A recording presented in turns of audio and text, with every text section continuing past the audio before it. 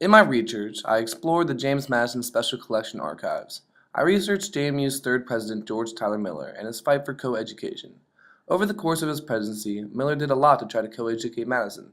I chose to focus on the early 1950s, when Miller was facing many problems with our court system, and I chose 4 primary texts from that time. My first primary text was a letter that President Miller wrote to Senator Robert Button asking for his help. At the time, men were only temporarily allowed at the school. In his letter, Miller asked that the State Board of Education will allow him to continue admitting men for another 2 years. This way, he could submit a bill keeping men at the school permanently in front of the General Assembly in 1954. The letter shows how important keeping men at the school was to Miller. He didn't even want to risk 2 years without men enrolled at Madison.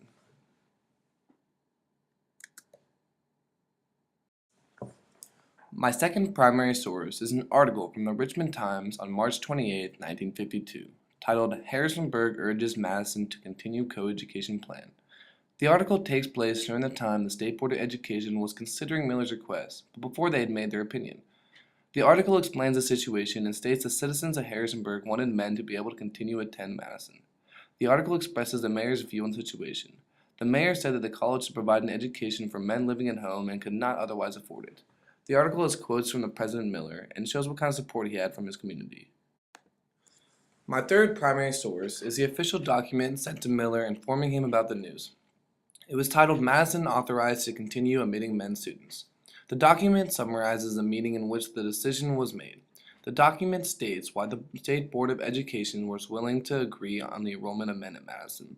Since the bill was probably favorable, they will let the schools wait until 1954 to present it to the General Assembly, and assured the continuation of men until then.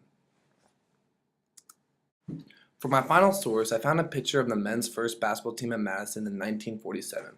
I chose this photo because I think it represents what men brought to Madison. Men who became involved in Madison helped bring school spirit and could bring the school together. Men's sport bring a lot of publicity and money to the school, and I think President Miller knew that.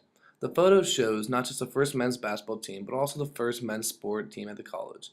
I think that men were a positive impact on the school in many ways, but the introduction of men's sports to the school was most important. This was just one speed bump that President Miller encountered. He would face many more before the school was completely co-educated in 1966.